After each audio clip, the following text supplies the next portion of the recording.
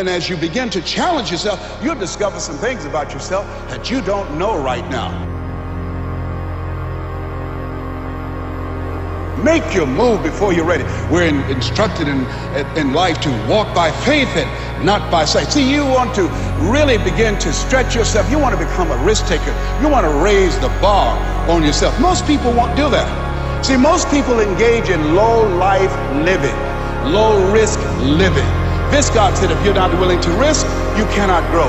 And if you cannot grow, you cannot become your best. And if you cannot become your best, you can't be happy. And if you can't be happy, then what else is there?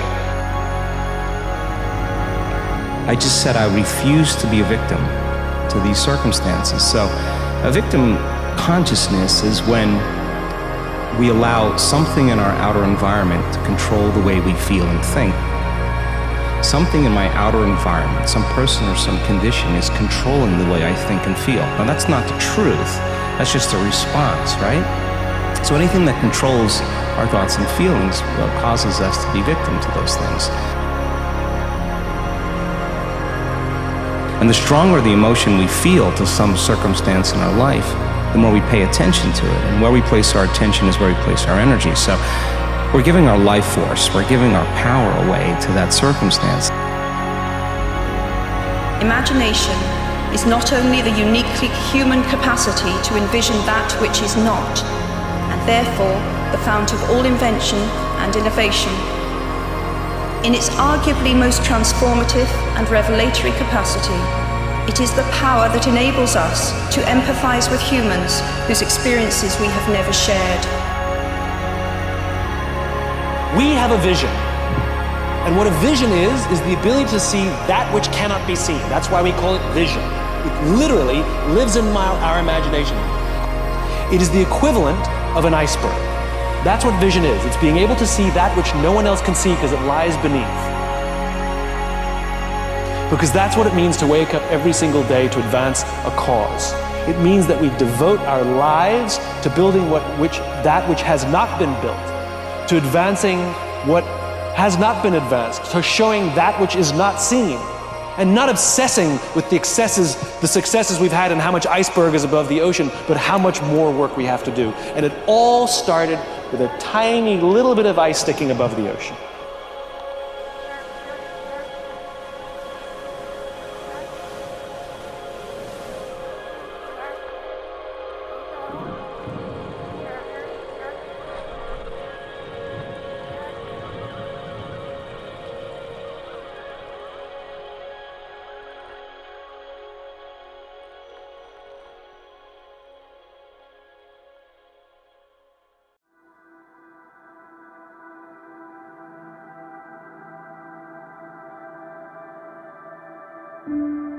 Treat yourself like you're someone that you care about. You make the world a much worse place if you don't take care of yourself. So you should bloody well take care of yourself, because it's partly because you have something valuable to bring into the world. That's the thing about being an individual. It's the thing that as an individual, you have a light that you have to bring into the world. And that if you don't bring it into the world is a dimmer place. And that's a bad thing, because when the world is a dim place, it can get very, very, very dark.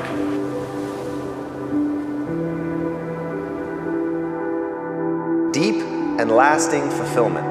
The thing that as a human makes us feel good. The thing that we're all secret deep down, no matter what you tell people you're chasing, the thing you're actually chasing is fulfillment. You want to feel good about who you are. You want to feel good about your contributions. You want to feel good about meaning and purpose in your life. So those are the things ultimately that people are chasing. They think that money is going to give that to them. If you want to always be moving towards your goal, you want to be optimized, you got to learn to get control of your emotions. Understand to tell yourself a narrative that isn't predicated on necessarily identifying what is objectively true. It's identifying what's going to work to get me to my goal. Imagination has no fences to it, has no boundaries. It's more than what other people maybe see for your life. I think imagination is the cousin to creativity. And I think people that allow their imagination to go beyond what is expected began to find out very quickly that they began to see things, experience things that they never would have before. Imagination feeds off of the fact that there's always an answer, that there's always a better way, that usually there are more than one answer. So imagination feeds that creative mind, which allows you to see, do, feel, think, experience things that you would never do at any other time. Imagination has the ability to take you from the world that you live in to the world that you could live in. All the crazy things that you can think about. When you imagine, don't put a limit. Be as wild as you can be in creating the image of the world that you want to create, without any hesitation, without any limitation. Be as wild as it can be in your imagination, as if you are writing a social fiction. We write science fiction all the time, but unfortunately, we don't write social fictions. Fictions are the driving force.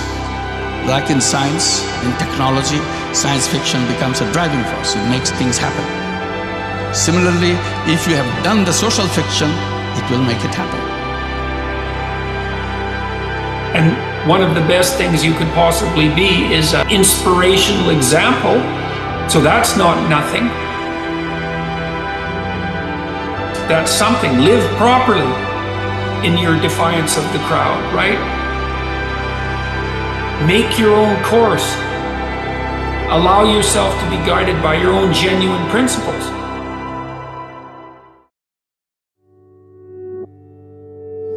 Isn't it fantastic that if there's no purpose, you have nothing to fulfill, you can just live? No, but you want a purpose, and not a simple purpose, you want a God-given purpose. It's very dangerous.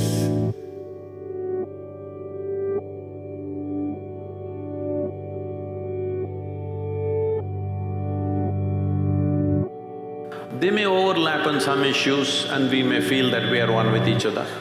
But my mind is my mind, your mind is your mind, isn't it? But there is no such thing as my life and your life. This is a living cosmos. You captured a little bit, I captured a little bit. That's about it. But now we think this is my life and that is your life. There is no such thing. This is a living cosmos. You've blown a small bubble, somebody might have blown a little bigger bubble. If you capture more life, then you will see you have more grace. The depth, dimension and scope of your life is determined by how much life you capture within you. It doesn't matter what kind of body you have, what kind of intelligence you have. If you have not captured substantial life within you, you will live a small life, that's how it is. Not you as a person, that's not important. But you as a piece of life, it's very important. Because that is the basis of everything. When I say that is the basis of everything, the universe exists for you only because you are, isn't it? The world exists for you only because you are, otherwise it won't exist in your experience. So, in every way, this is important. So what is the purpose for this? See, if you had a purpose and if you fulfilled it, after that what would you do?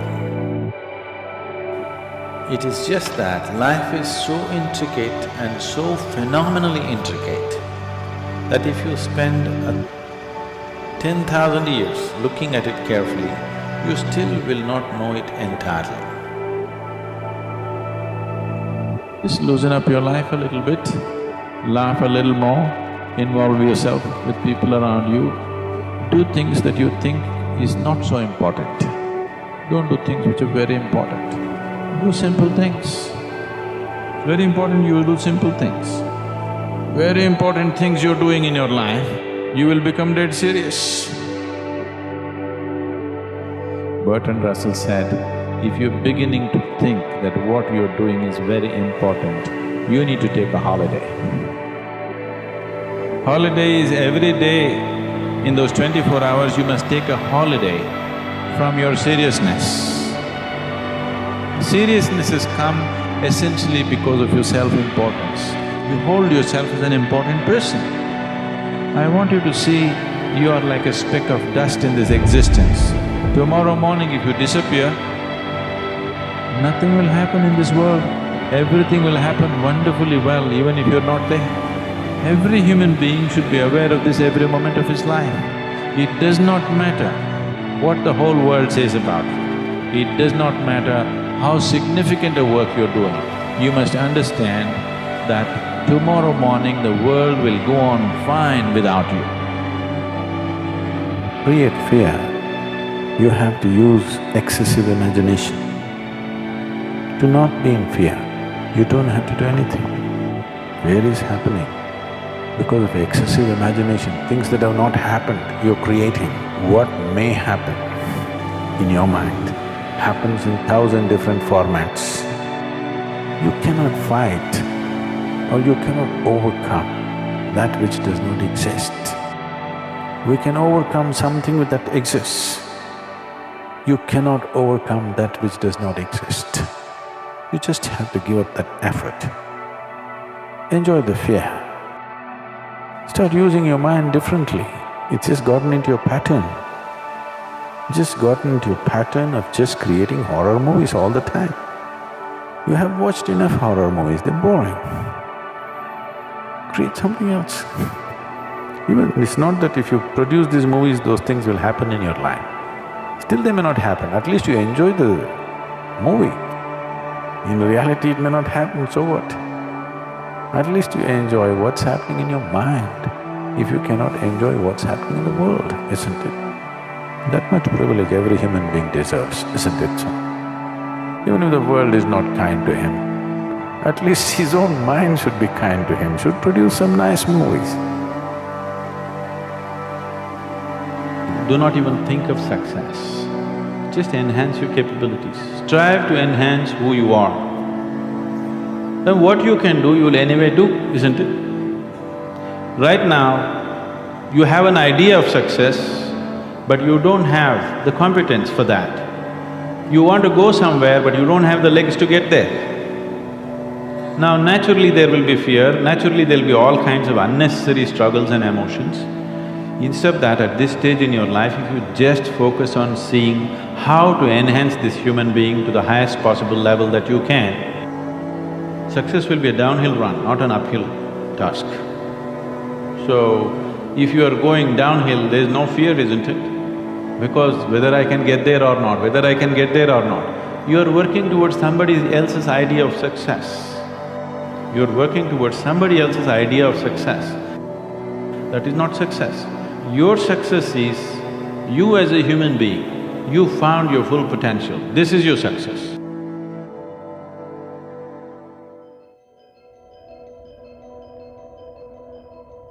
I can't get a break in life. I hate that damn mentality, but I can't get a break. You aren't given any breaks in life. You make them for yourself. We are all being tested in life. While my test is different than yours, you will be tested. And how you face that test and how you overcome that test determines the rest of your life. The one mentality that you must have in life is that regardless of what's in front of you, you still must grind. I'll never be in the Olympics, I'll never be a professional athlete, but still I grind. I fail at most things I do, but still I grind. I don't want to do half I do, but still I grind. Stop. You're not where you think you are. Your map isn't producing the desired outcome. It's wrong. What should you do? You don't know. Stop. Because if you don't know where to go, there's no point going anywhere. And then what? Prepare. That's anxiety. Stop. Prepare. Well, people hate that because, well, for obvious reasons. Prepare. For what? Everything. Yeah. Very, very demanding. And that's also something that's really worth knowing. It's like anxiety isn't just a psychological state that's unpleasant. It's like you're revved up and you're burning resources like mad. So not knowing what to do, that is not good. And it isn't just that it makes you feel bad, it's you're running your machinery faster than you can replenish it. See, I believe the most powerful force in the world is to be consistent with the thoughts, ideas, concepts, and beliefs you hold to be true about yourself. That is what identity is. Identity is the governor on every single area of your life. It literally sets the temperature for all of the conditions of your life. It says we know what we are, but not what we may be.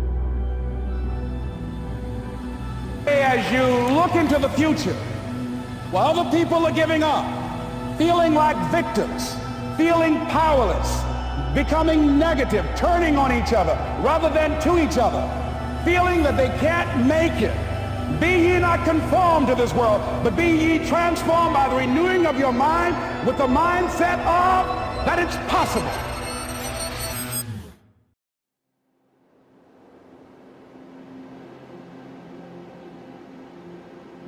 There's a time and a season for everything, a time to tear, a time to mend, a time to be silent, a time to speak, a time to laugh, and a time that you'll mourn. So there's just seasons in life. Most people, they move so fast through life that, as you've heard it said, they are human doings rather than human beings. I think that when you stop and you look within and you just listen, the real you starts to speak to you, because your dream and your identity has a voice. Inside of me, in that quiet, I did what I just said. I was stopping, I was looking within, and I was listening. And there would be a time that I would unfold. Everything. Every bad thing that has ever happened to you is your fault. All I'm trying to do is remind you that you are never, ever, ever, ever a victim unless you choose to be. Everything in your life will change.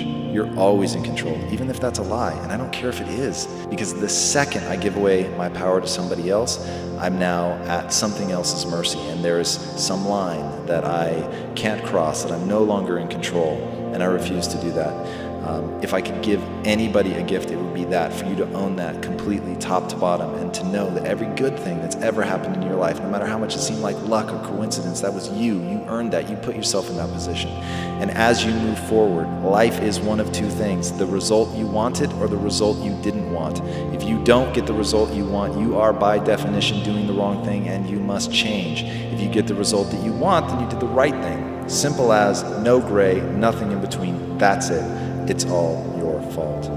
And that's the best news possible.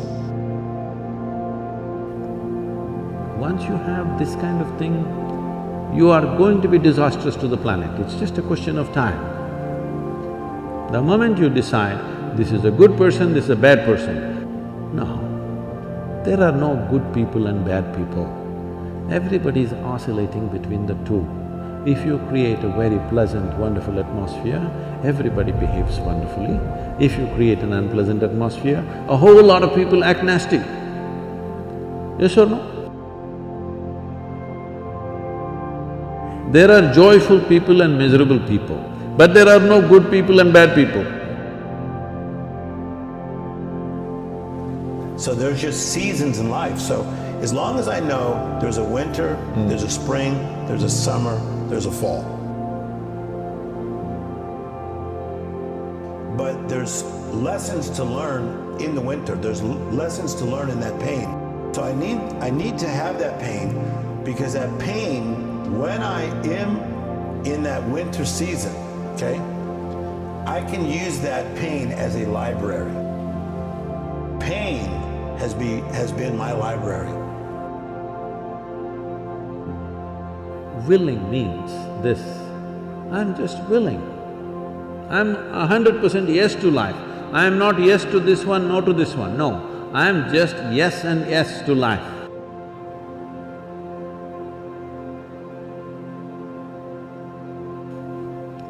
If you are 100% yes to life, you are a volunteer. You have become so willing that you have no will of your own.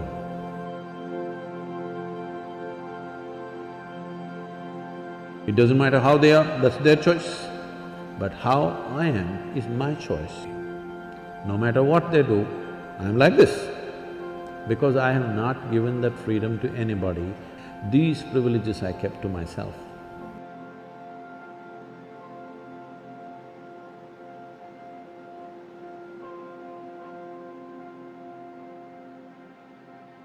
Let's say you're miserable and unhappy. Okay, here's a cure. Find what's valuable and let it go.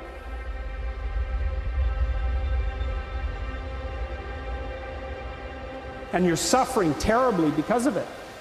Well, what do? Maybe you let it go. It's a sacrifice. And the idea is that, well, that'll clear the future for you.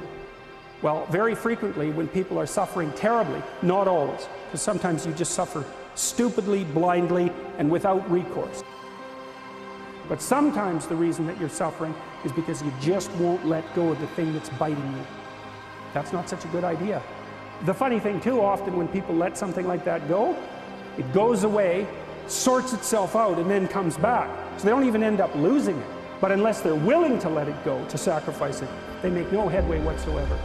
And so one of the rules is, if people are impeding your development, you sacrifice your relationship with them. At moments where I'm bone tired, I have that clarity. And when you have the clarity and you know where you're trying to go, then it becomes clear about what you have to train at. What are the things you have to train into yourself? But the only way to do that is to have a self-esteem that's built entirely around being the learner. Why? Because you get the shot to the head, the nugget of gold at your feet. It says, you suck at this. That hurts, man. That's hard to own. It's hard to face. And there's 1,000 voices in your mind telling you all the reasons why it's somebody else's fault and it's not your fault. But the reality is, the moment you do that, you're giving away your power because you're not looking for a way to change. Remember, between where you are and where you want to go, it is a gap of skill set.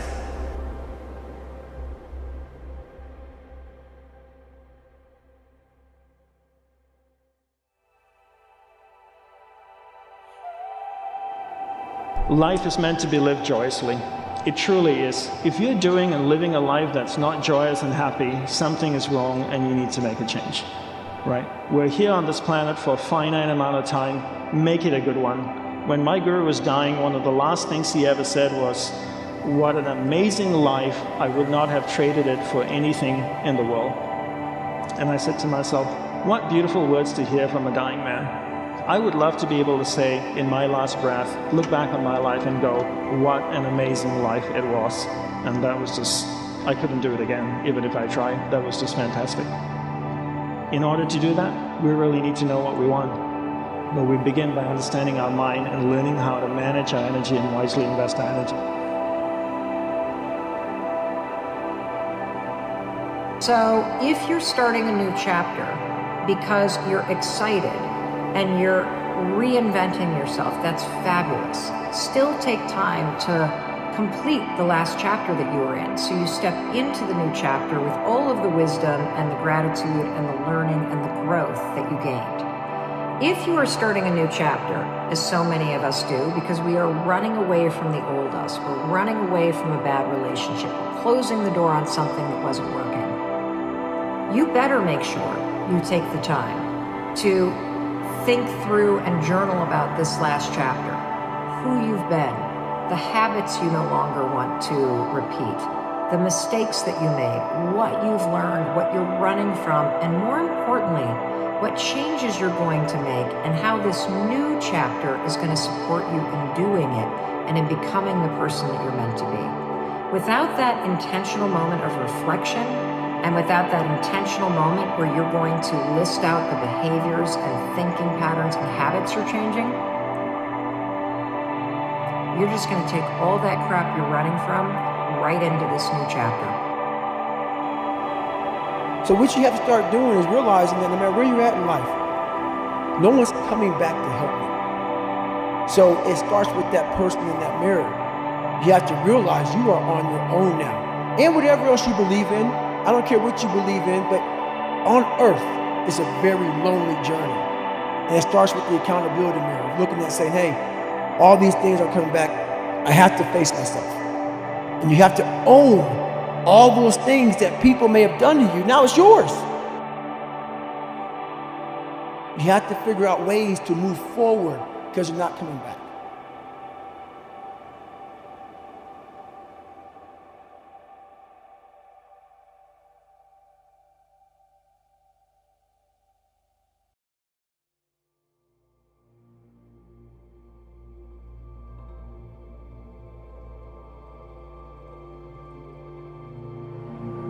What determines your resources? We've said decisions shape destiny, which is my focus here.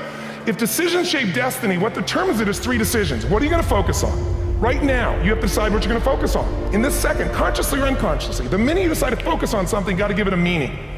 And whatever that meaning is produces emotion. Is this the end or the beginning? Or is this the roll of the dice? An emotion then creates what we're gonna do, or the action.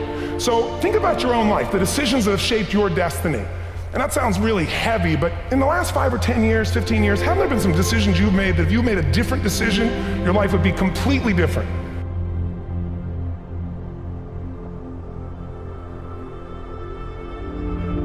But if you really want to become extraordinary, you've got to separate your self-esteem from being wrong. You have to.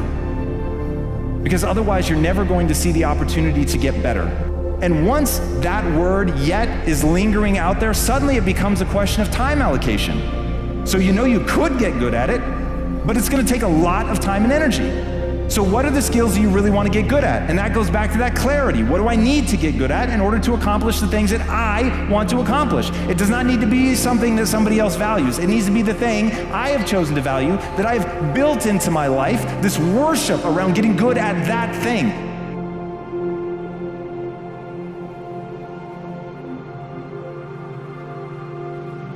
And because I value myself for pursuing that, and I value myself for admitting when I'm wrong, and I value myself for staring nakedly at my inadequacies, every day I'm getting better.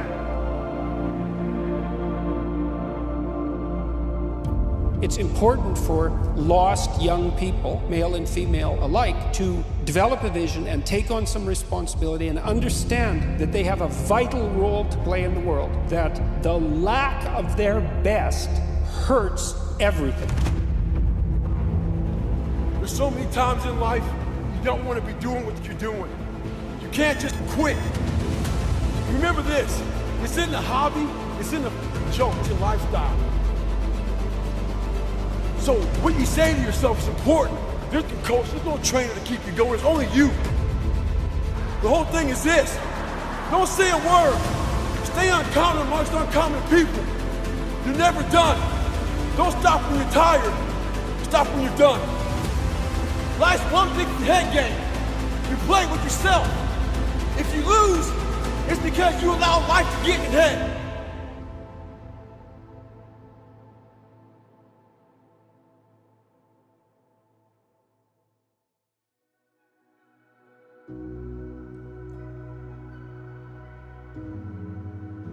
When they look in the mirror, they're just trying to see what's on the surface. But winning and losing wants to know what's inside of you. It wants to know what makes you tick. It wants to know what your desires are. It wants to know what your ego is. It wants to know what your limitations are. It wants to know what your mindset is. It wants to know everything about you, because winning does not lie. When you look in the mirror, you can lie and see what's on the surface. You cannot lie what's going on inside. And that's what people are not willing to see. The lies that are truly going on inside of them that are not allowing them to win over and over, or sometimes even win once. You have to look, winning requires you to go so far deep inside yourself. It's way beyond the surface. It's way beyond internal. It's going to a place that a lot of people haven't visited in a long, long time, because they're afraid to visit that person, because when they visit that person, they don't know who that person is anymore. See, I think we're all hardwired to do something really special with our life. And everything goes on the inside, shows on the outside.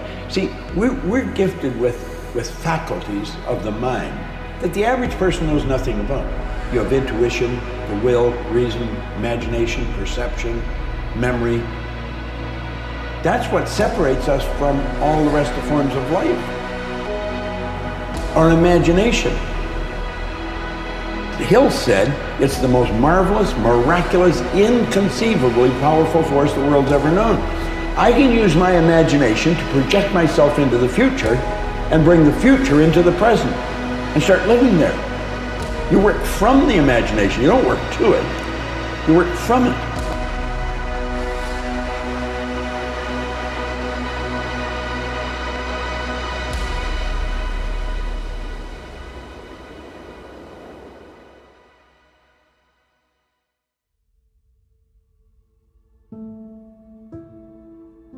If you don't know where you want to be in 5 years, you're already there. So if you're in a place now where you're feeling lost, scared, confused, paralyzed by indecision, frustrated, whatever the myriad of negative emotions are that people struggle with on a daily basis, if that's where you're at now and you don't have that clear vision on where you want to go, what the meaning and purpose of your life is going to be, then it's inevitably going to be exactly what you're living right now. Just imagine it. You, born free, you are able to walk, able to talk, able to see. My goodness, able to hear. Just look at you. How much you have, how much you will give somebody. I am a human being. Nothing human can be alien to me. It's a liberating phrase. And so is the idea that you have the possibility and the probability of being a rainbow in somebody's crown. It's not about the rain. It's what the rain represents. Life is always giving you a test, trying to give you a way out, trying to give you an excuse not to show up. But guess what? You gotta have the mentality to show up every day of your life. No matter what life throws at you, it's our responsibility to show up to the Coliseum of life, prepare for battle. I don't care what you're going through, what life's throwing at you. It's your responsibility to find your new 100%. Take it upon yourself to do that. Winning is in all of us. We all want to win. But the path people take to get to winning, everybody wants the end result and they want to feel the sugar and the confetti and all that other stuff. But what you have to endure to win, no one wants to talk about. And that's what really winning is about, because you spend more time enduring it and being in and not in a good place. No matter what you do in life, where you're at, this is what winning takes. And it's in all of us. It's in all of us. You find wins every single day. So on our little planet, it's a core philosophy of mine. We're brothers and sisters on a little planet. And when I look at most people on the planet, it's no judgment. I see people they're in scarcity versus generosity. I see so many people saying, you know, when I was a kid, I had all this creativity. I don't know where it happened. Psychology of can't versus mentality of possibility. I see people in pain. I see people playing victim. I mean, wouldn't you agree most people on the planet at some form or another, whether it's with their creativity or their prosperity or their personal lives, they're stuck in victimhood. Write for 20 minutes about what your life could look like in 3 to 5 years if it was going the way that you wanted it to go. So be good for you. Be good for you, good for your family, good for society. Like, it'd be good. You need a vision. Okay, then the next step is, okay, now imagine that you let your weaknesses and character flaws get the upper hand and like drive you into the ground. What does that look like in 5 years? So that's like a horrific vision, right? And so that's a good thing, because now you got something to run away from. And so if you're anxious, having something bad to run away from is really motivating. Right. You know, and so you can run towards the positive thing and run away from the negative thing. That increases your motivation. Right. And then in the next part, you're asked to make that into a detailed and articulated plan. And so that can help. Like you say, well, you're not sure what habits to change or what personality traits to transform. You got to kind of think about that in relationship to what you want. And now they build their own field. And now there's energy to heal. Now there's energy to create a new life. Now there's energy for the mystical moment because they've overcome their old personality self. So I think, it's not like thinking positively. That's not the message. It's overcoming until we become somebody else. And when that occurs, and the person starts thinking differently, and they start acting differently, and they start feeling differently, they're a new personality, and they start seeing those synchronicities and serendipities. Now, crossing that river of change, the creative process now gets exciting because what thoughts do you want to fire and wire in your brain? What kind of attention and intention? When you can be trusted with the small things and the small moments, you get trusted with more and more and more. And so it helps to just, in that moment, and it's in those painful moments that you realize how powerful you are. We all know that. You really recognize it. Not rushing through the pain because you can't rush the healing. But our challenge is we try and rush through the pain rather than reflect through the pain. Healing is meant to be slow because it buys you time. It buys you reflection. It gives you so much space to slow down.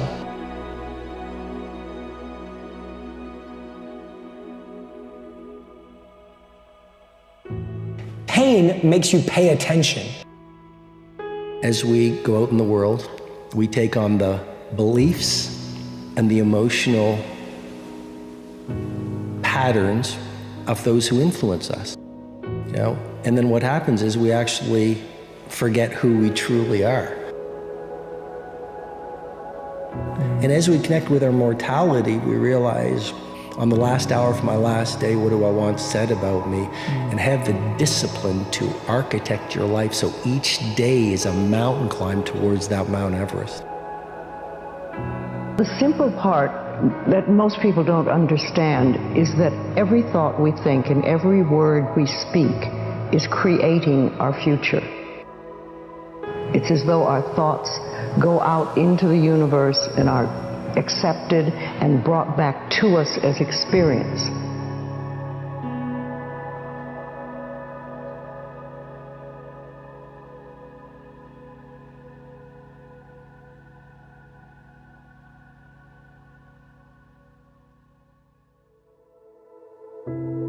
If you're obsessed by memories of the past, and most of those are negative, so anxiety-provoking most often, then there's a lot of you that's stuck in the past.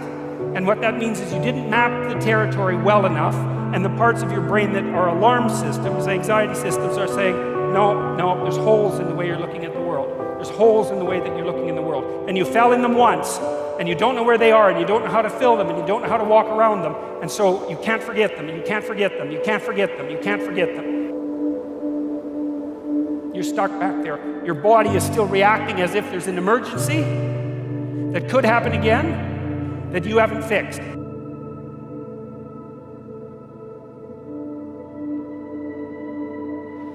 Eyes open or eyes closed. When you're passionate about something, when people can't get up in the morning and they can't get out of bed, I'm going to tell you why. Because they can predict the feeling of everything that's going to happen in their life. And their body's resigned to the familiar. It says, another mundane day. But remember when you were a kid and you were going on a field trip? What happened then? You were up and dressed and ready to go before your parents were up. You know why? Because you knew something unexpected was going to happen. That's how we should live our lives. Waking up with the understanding to expect the unexpected, and something unusual should happen in our life as a result of our efforts. And it's just those beginning moments where it begins to happen that we begin to prove to ourselves how powerful we really are. So take time in the morning and the evening and the rest of the day, check in with yourself at certain times to see if you're still in that energy. And if you're not, excuse yourself for a second, raise your energy, and step back into your life. And if you keep doing that over and over again, you'll become less frustrated, less impatient, less judgmental. It'll just become something of the past, and you'll be someone else. But if you can really accept the fact that every time you think a thought and every time you speak a word, you are literally painting your future, making your dinner, whatever you want to call it. You are creating. And you're creating your own life. And this is simple, but it's not easy to accept.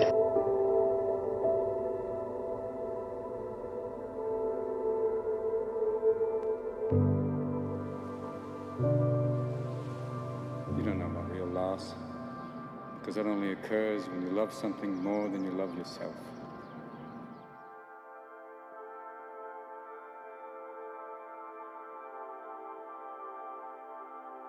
We rise to our maximum potential when we're of service to others.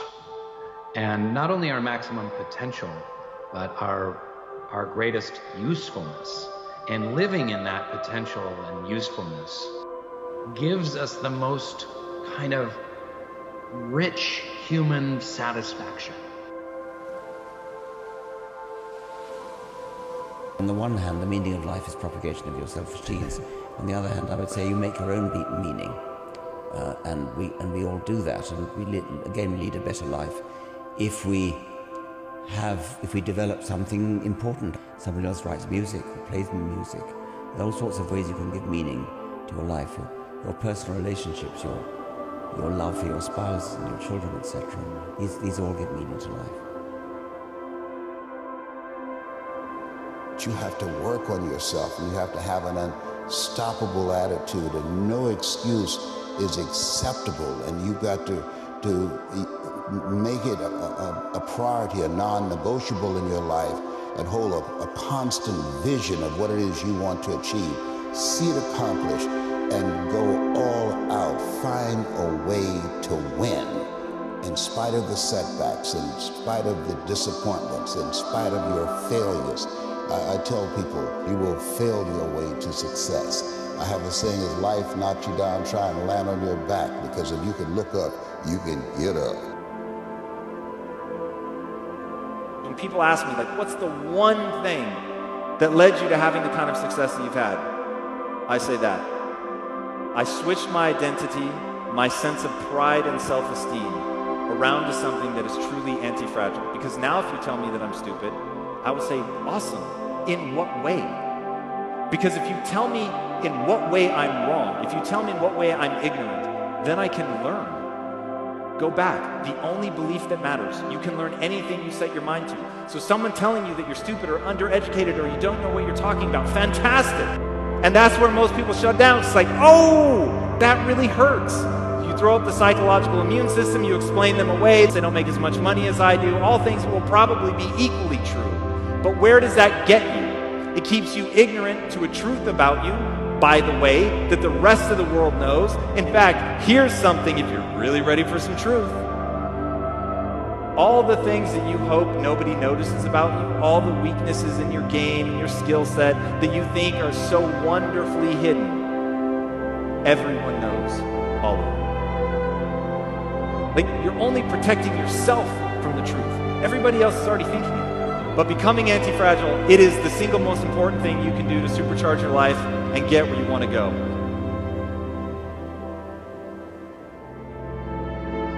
That you have to always go back to that student mindset. You have to always go back to that emptiness. And I think one of the reasons why we struggle with that is we think that when we're full, we're safe.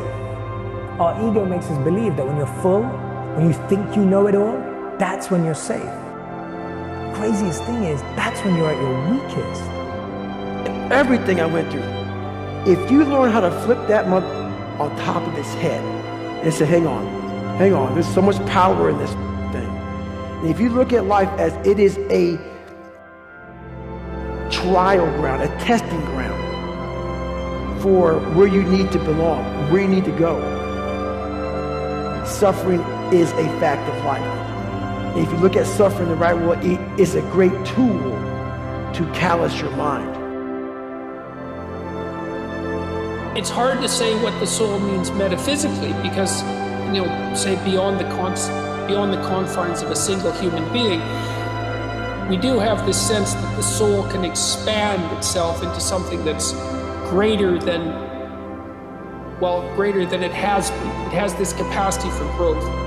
And we do have the sense that the soul can expand itself to the point where it's enlightened, that it's working as efficiently as possible to transform everything that's unnecessarily painful and malevolent about the world into what's positive and good.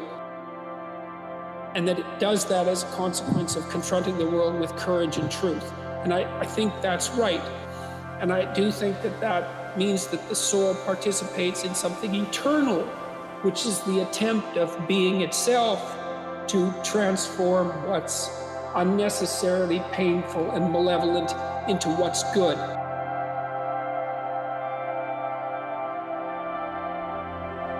And I think that it's a mistake to underestimate the importance of that, because I don't think that you can live a life of sufficient profundity to protect yourself from being corrupted by suffering and malevolence without adopting a responsibility that's commensurate with that set of ideas. I think that you either orient yourself upward, to the star above the horizon, and try desperately to improve the structure of being, or you work at counter purposes to it and make things worse.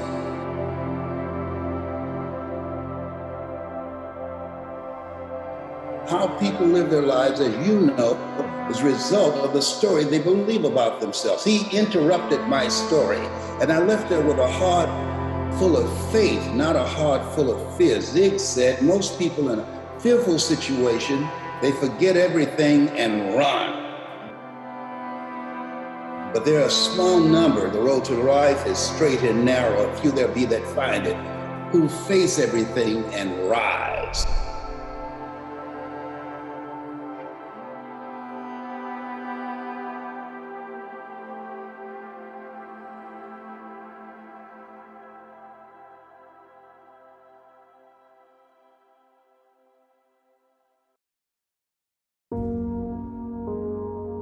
You have to be who you are every day of your life and never care about anybody who gets in your way that says you're not doing something the proper way.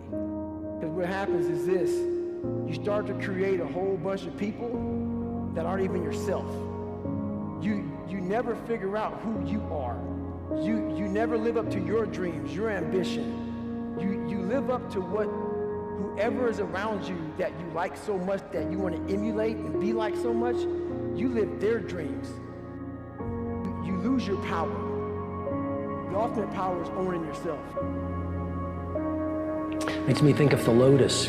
The lotus is a flower that grows in swamps, and yet it's one of the most beautiful flowers in the world. So this first way to navigate hard times is to really gather perspective, to really ask yourself, to go up to your mountaintop and then look across and really get a sense of the truth of what's going on. Your gratitude, what you're grateful for, how could this be worse? Perspective also involves remembering the shortness of life. It's okay, you use whatever means you want to feel the sweetness of your emotion. But you must understand, it's the sweetness of your emotion. I'm asking you, what happens within you? Why is it determined by somebody else? What happens within you if it's determined by somebody else? This is the worst form of slavery. It's not only love, your happiness, your joy, your peacefulness, your love, anything that happens within you, when your inner experience is determined by something or somebody, that is the worst form of slavery. Discovering your why is just the beginning.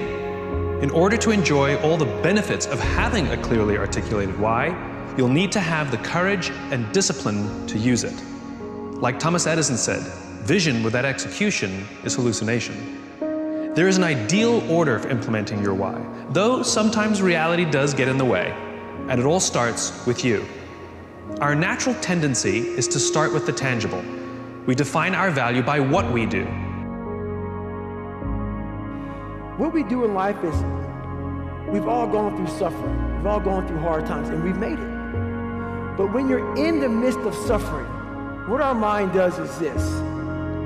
You think about the now, and there's no strength in it. Most people never go after what they want because they don't know every step they have to take to get there. Now, the only rule for reaching a goal that you have to know is knowing where you're going and knowing that you're going to get there. You do not have to know how you're going to get there.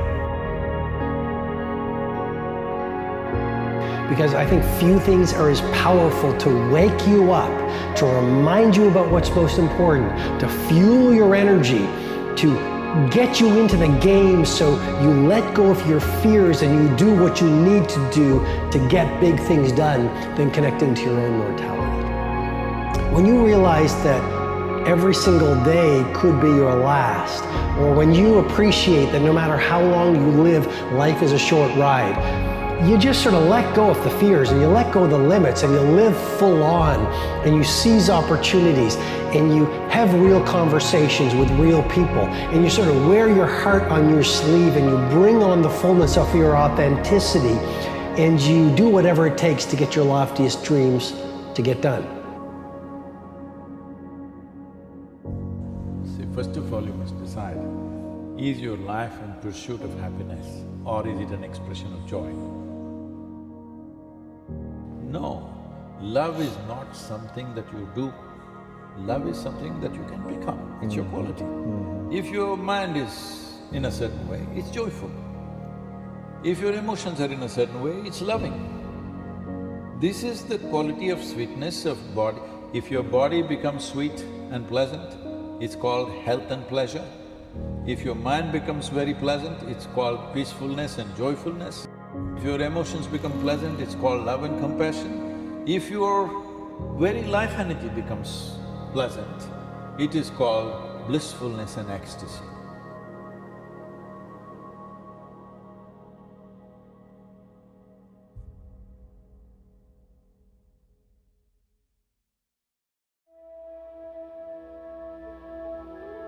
You need an ideal because you have nothing to aim at, but an ideal is a judge, and you always fall short of the ideal. So how the hell can you have the benefits of having an ideal without having the crushing blow that goes along with having the judge that always regards you as insufficient?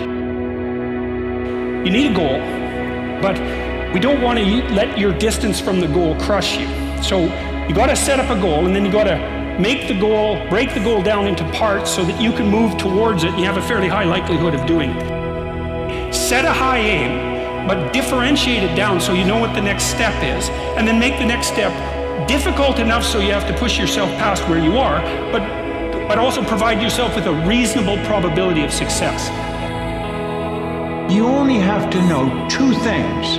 You have to know where you're going and you have to know that you're going to get there. You've got to see it in your mind. Now, this is the beautiful scenario. This is what it's all about. Save that in your mind and think of it often. Think, every time you think of your goal and you're trying to figure out how you're going to do it, what's the next step? That's all you really have to know. One step at a time, and you'll get to wherever you're going. We live on a tiny planet in a large galaxy with trillions of other planets. Are our problems really that big? That's perspective. Your body, your mind, your soul, they want to communicate with you, but they can't communicate with you if you're always rushing around and everywhere all over the place. So the answers are not within me, the answers are within you, and they become more clearer as you become more silent, more still, and allow yourself to have that inner connection from your inner guide.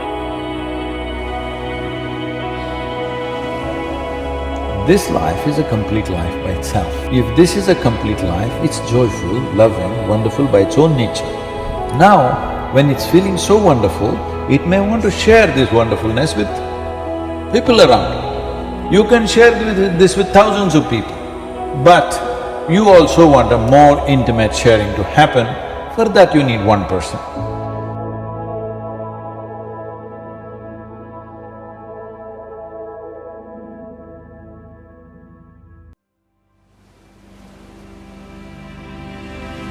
There's a bigger dream waiting for you, just waiting for you to step into it. To step into it. Your life is big. Your life is huge. And we spend so much time wanting to be in somebody else's life. And I know it's possible for you.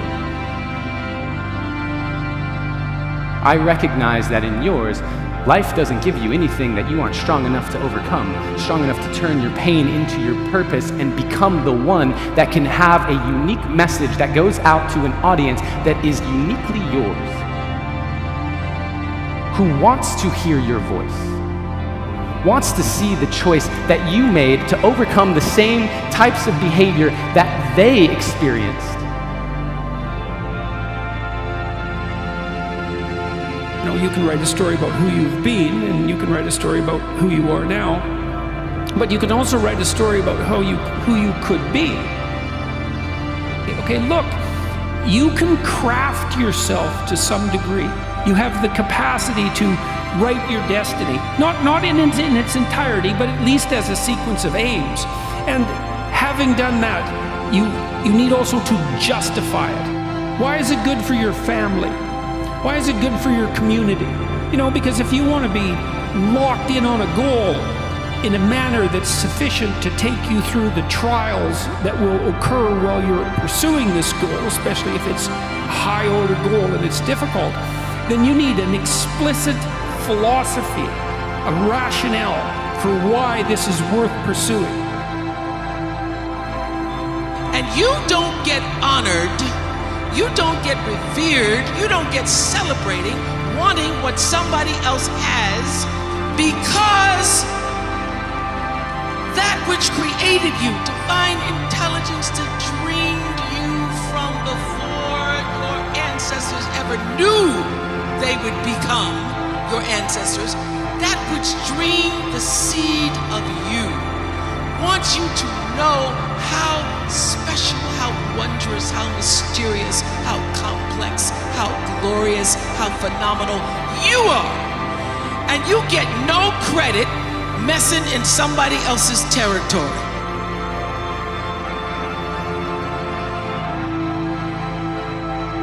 And so today, I hope I leave you with a direction correction away from the flaws you see in your reflection. They aren't flaws to me, they are simply protection against all the doubts you have of your perfection. So start today. Take a good long look in the mirror and say, I am who I've been looking for.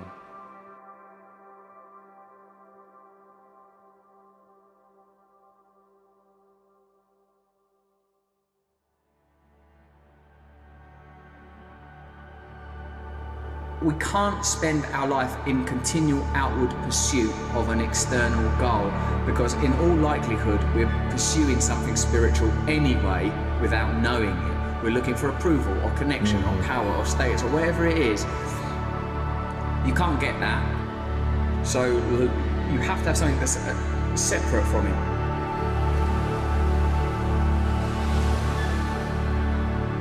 We're so much conditioned to doing things the way the world does it. There are standards of what is success, the standards of what is cool, the standards of what's socially acceptable. But is your life cool? Have you chosen to live that way? Or is that noise and that influence making you live that way? And most often, if not always, it has a lot to do with that influence. I'm just saying we cannot drown in that noise and lose ourselves. It's our life. It's our life. They're not going to live it for us.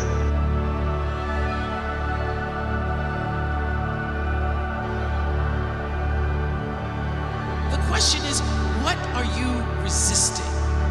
What are you pushing against? What are you not allowing? What are you blocking because you have this idea of who and what you're supposed to be?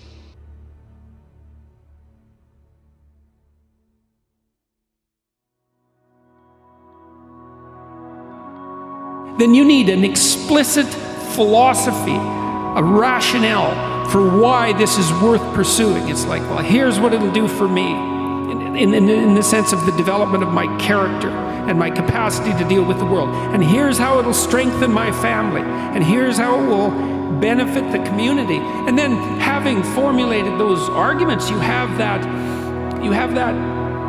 body of carefully articulated thought that enables you to chase away the doubts that will inevitably accrue as you're attempting to do something difficult.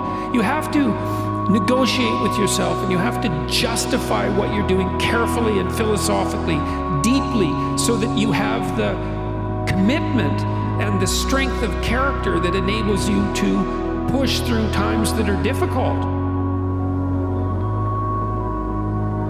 All things are possible literally means all things are possible. So whatever it is you'd like to attract into your life, whatever you'd like to accomplish, whatever you'd like to do in your life, if you start from a spiritual place, a place of all things are possible, if I return, and get to that place, and then I begin to visualize it, and I begin to use my imagination, because everything that we see around us, everything in this world was once imagined.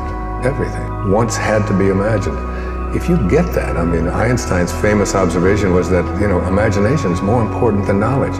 If you can learn how important your imagination is, and that's where your spirit is, in that place, and then once you go to that place, in what it is you'd like to attract into your life, you're coming from a spiritual place, absolutely nothing is impossible.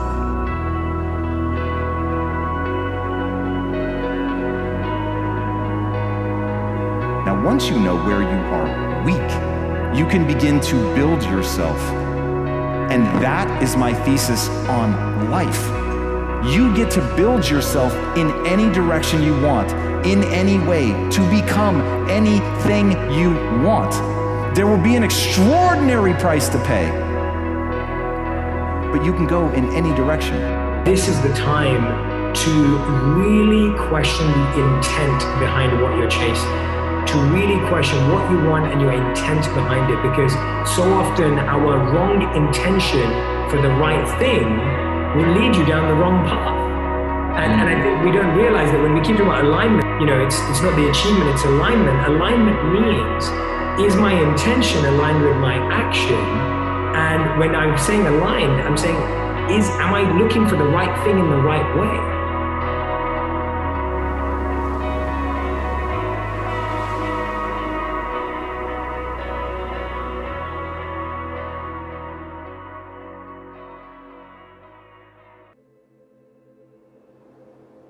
Every time I've lost, people say, you got to jump right back up. Get back right on your feet again. And I disagree with that. After you lose, or when you get knocked down, stay down there for a minute. Understand why you lost. What were the reasons? Why are you down here? Why did you lose? Why did you get knocked down? I stayed down for a second. Minutes, hours, days, weeks. But when I stood up, I was different. I was smarter. And when I lost again, I stayed down.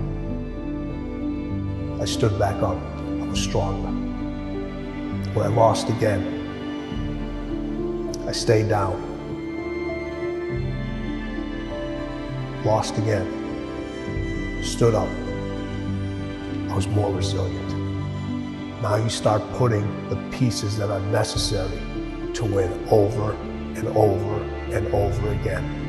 So if you lose and you jump right back up and you haven't really changed, really changed from that loss, you're never going to learn from it, and you're never going to really, truly know the unforgiving race to greatness.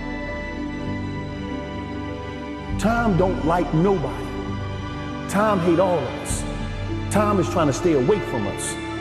You think I'm gonna waste the rest of the time that I got to be operating out here, crying and complaining? I could be using that time to change my life. I could be using that time to embrace the reality of life and the reality I've done to put myself. I paid for my ticket. I got on the train. It was many stops that came. I didn't get off at them stops. I went to the final destination of the boat I was living in. Now it's time to just be out here on a journey through life, experiencing new things, new ideas, exposure. And that's what I realized. A lot of us don't expose ourselves to new things, new ideas. We're not open to different, open to change. And that's what helped me. I became open to all shit. So when you remove desperation, all this creeps into your life where you think you have to have the perfect plan and look the perfect way and have the perfect thoughts and be all zen and perfect. What you need is to be desperate. What you need is to get after it.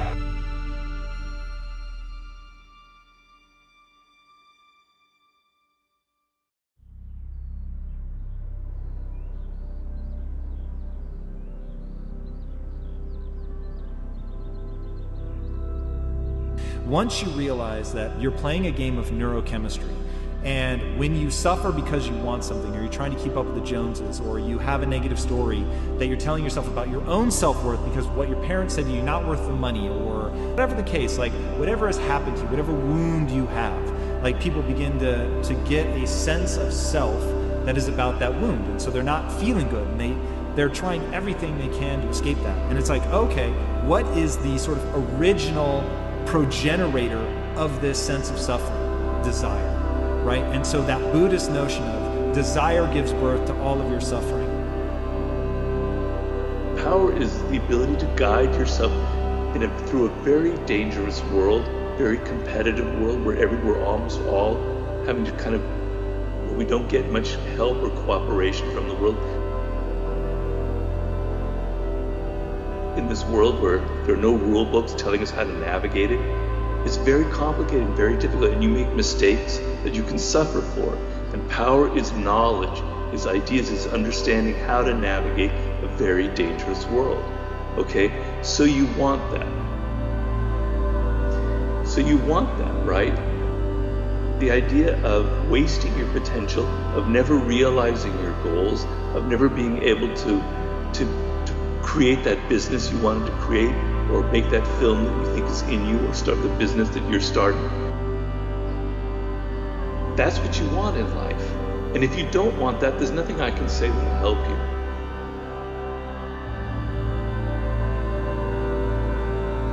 Believing in what, God's given you is like playing truth or dare. The truth is I'm afraid, but I'm going to dare to believe anyway. The truth is I'm not qualified, but I'm going to dare to go after it anyway. Just because it's true doesn't mean it has to become the compass in which you navigate your life with. Sometimes faith is a dare. Sometimes building is a dare. My heart is broken, but I'm going to dare to love again. I'm grieving, but I'm going to dare to get up and go to work. I'm going to dare to continue to show up in my life with my broken pieces, with my leftovers, because I believe that if I continue to do that, that there is unexpected beauty for me to behold.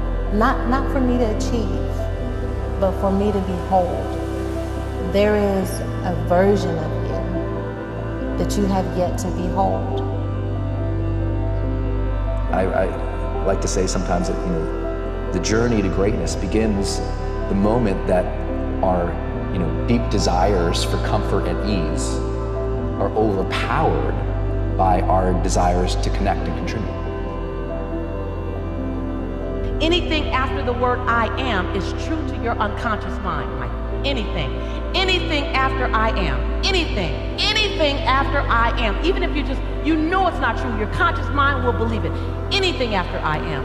And so the power of I am can pull you through the darkest moment, the power of I am. And you're going to have these mornings and these moments where you dare to keep your eyes open even when it's easier to go through them with them closed and afraid. So I'm going to keep my eyes open and my heart open because there's another me that I want to behold.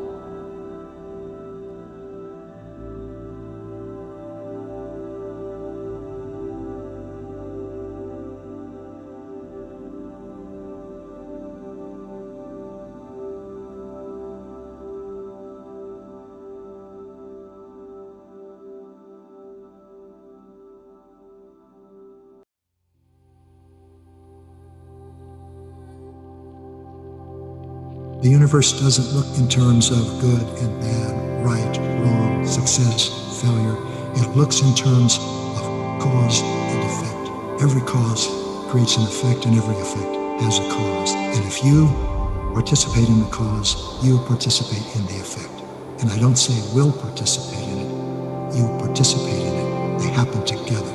Your experience of the effect may take some time. It may take a few days, it may take a month, it may happen immediately. What is it that you should value?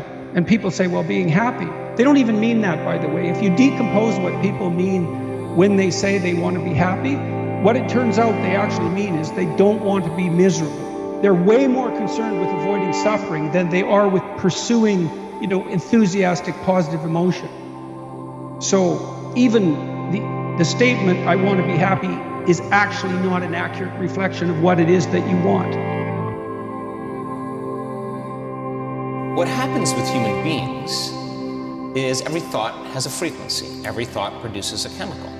So if you keep obsessing about your lack of finances, your lack of time, your lack of energy, your lack, you're taking thought, it's producing a frequency, and that frequency in the form of chemistry is storing that thought emotionally right in your second center. You feel guilty, you feel unhappy. The moment you feel unhappy, then you generate more thoughts equal to that feeling, which makes more chemicals, and you keep taking energy from the brain and storing it in the body. If you react to people in your life and you feel anger, frustration, whatever it is, drawing from this field, this electromagnetic field, you're tapping that resource and you're making chemistry out of it, and the field shrinks. So now, by doing that and living in survival, the body no longer is a magnet. Every ideal is a judge, and that makes perfect sense because an ideal is something to which you aspire, and the gap between you and that ideal, if it's your ideal, is felt as judgment.